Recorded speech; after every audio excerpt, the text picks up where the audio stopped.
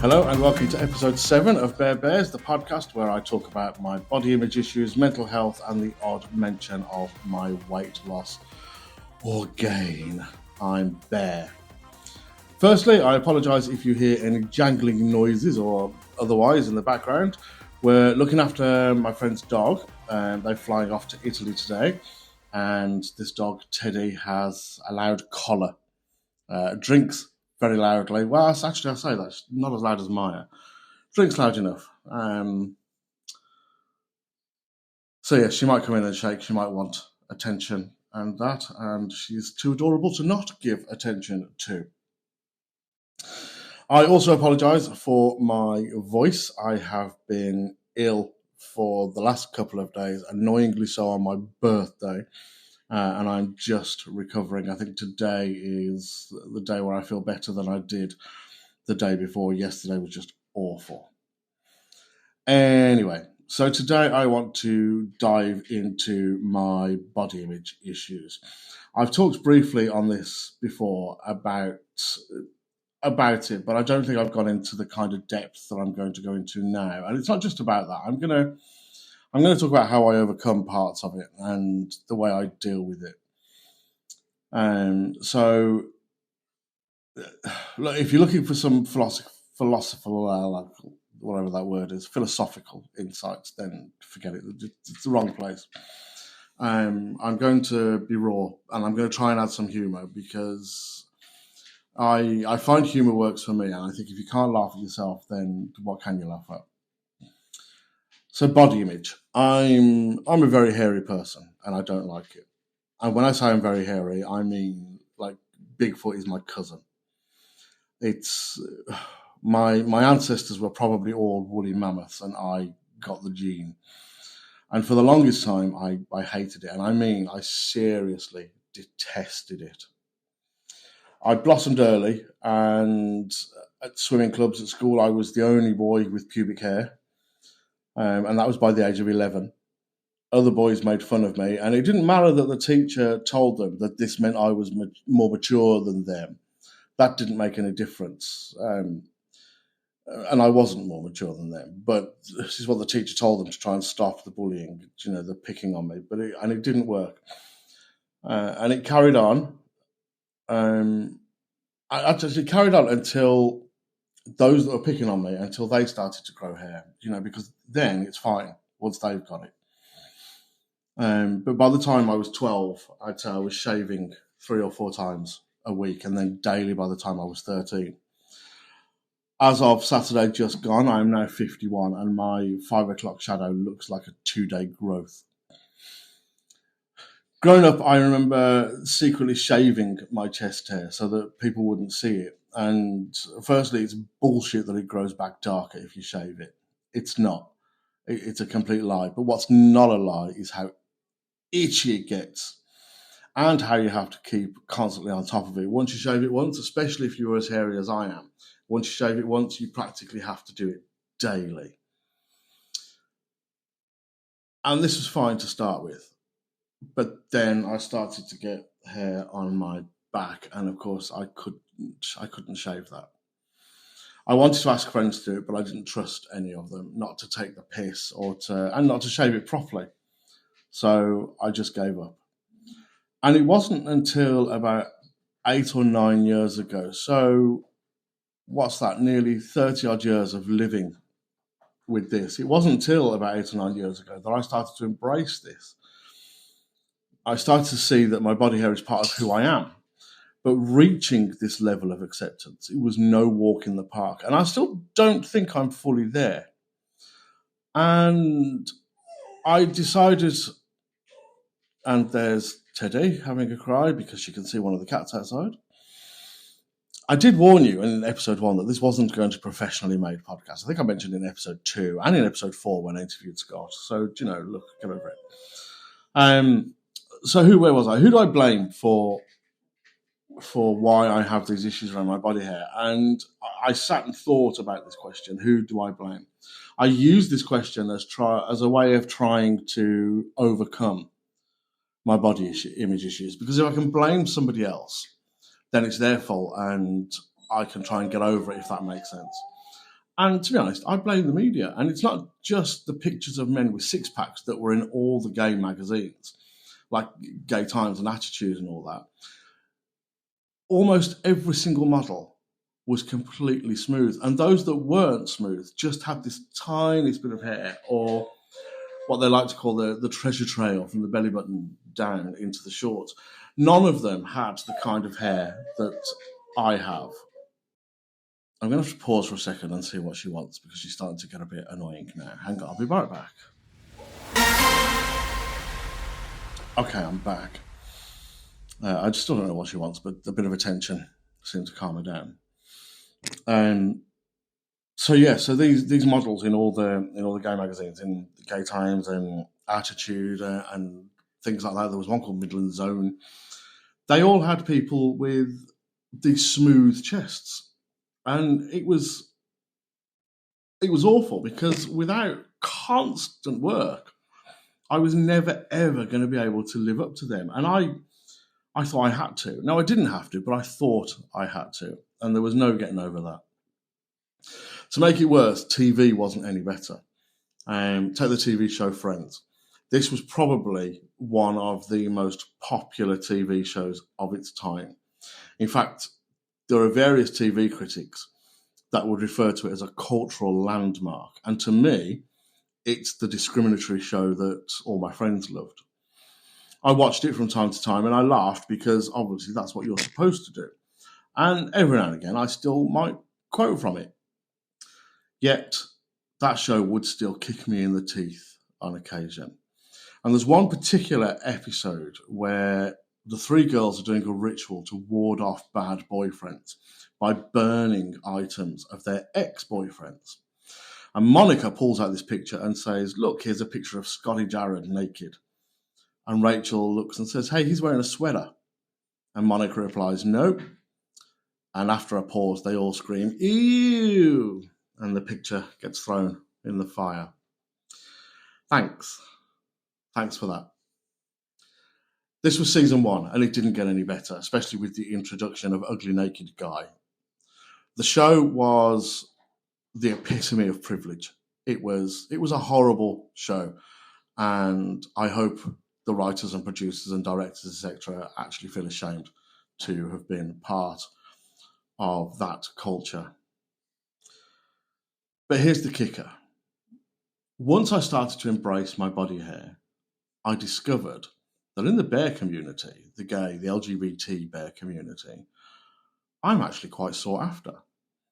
Given how hairy I am, I'm considered to be what everybody wants. And who knew that the thing that I spent years hiding would turn out to be my major asset? I think sometimes life has a funny way of showing you what's truly valuable, and the problem is, I still kind of hate it. There are days I look down and I just feel so depressed by this thick layer of hair. And people, when they hear this, they'll say things, "Oh, but it's you," or "Why don't you do something about it?" And trust me, I have tried.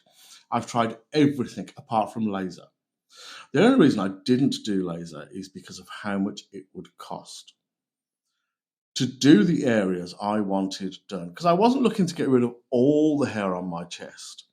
But trust me, my hair is all over my chest, it's down my side, it's all over my back. So I wanted my entire back gone, I wanted the sides gone, and I wanted my chest and stomach shaped. And that was going to cost an absolute fortune. And I've often questioned that treatments like this should be available free on a health service, or even a lot cheaper, if it's something that can be proved is causing a mental health issue. And if you'd seen the things I'd gone through, I would have a lot of goddamn proof. The struggle to accept my body hair never stops. Communal showers at the gym, where I'm desperate to go so I can lose weight, they just become a nightmare. And even individual showers, it still means stepping out with a towel wrapped around me and showing off exactly how hairy I am. And of course, then at gyms, I have the issue of my weight. Not only am I showing off how hairy I am, I'm showing off how big I am. And for the weight loss, where do I start? I appear to have this love-hate relationship with food, but it's mostly love. I love food the way Romeo loves Juliet, only without the tragic consequences. Unless, of course, you can count the time that I ate a bowl of cereals with sour milk, because I didn't know it was sour. I just thought the cereal was a bit funky, and that's why it was fizzy. Every time I start a new diet or fitness regime, I'm filled with this optimism. This is it, I tell myself. And I said, this time I'm going to stick to it. And then 3 days in, I'm ready to rest a lion for a slice of pizza. And it's a vicious cycle. I lose some weight, I feel great for a hot minute, and then something happens. And it's usually stress or boredom. And that stress makes me eat. Because it took me years to realize that my relationship with food is more complicated than just eat less, move more. Food is my comfort, my reward, my escape. And of course, sometimes it's just plain delicious. I comfort eat. And for me, comfort eat is like having a heart-to-heart with an old friend who also happens to be a bag of crisps. It's that moment when you feel the weight of the world on your shoulders and you think, you know what would help right now? Ice cream. So you sit down with a spoon, and for a brief, blissful moment, every scoop feels like a tiny, sugary hug. But then as the bottom of the tub comes into view, reality sneaks back in, and you're left with an empty carton and a stomach full of regret. And the realization that maybe, just maybe, emotional support should come not in the contents of your fridge. It's a funny yet sobering reminder that while food can fill a void in your stomach, it can't always fill the one in your heart. But here's the thing, I'm not alone. According to some statistics I found on the internet, which, as we all know, is the bastion of truth, research conducted in different countries and regions has provided various estimates of the prevalence of body dissatisfaction among men. And some studies have suggested that approximately 40% of men experience dissatisfaction with their body, while others have reported higher percentage. And it's particularly among adolescent or young adult males. Those that are picking up those magazines and reading them because they haven't realised what a pile of garbage they are and how essentially you're picking up a book of adverts. Body image affects us in many ways. It can lead to eating disorders, depression, anxiety, and stop us from doing things we love. For me, it's avoiding social events or not pursuing opportunities because of how I feel about my appearance. I've genuinely not applied for jobs in the past that I think I'm too fat, and they're jobs that I can pretty much guarantee I would have got. But here's a little nugget of wisdom I picked up along the way. Accepting your body doesn't mean you have to love every single part of it all the time. It's okay to have days where you look in the mirror and think, not my best. The important thing is recognizing that your worth isn't tied to how you look. I am more than just a hairy back and love handles. For instance, I can pick out the good things. I love my legs. I have amazing legs. Currently, with my mindset as it is at the moment, that's the only good I can say. But let's just accept it and move on. Accepting it and moving on is something that I really, really struggle with. But I've learned that humour helps. Because if I can laugh at my body hair, then it becomes less of a burden and more of a quirky trait. But it doesn't always work. People might comment on how hairy I am, and I'll say things like, yes, mother was a gibbon.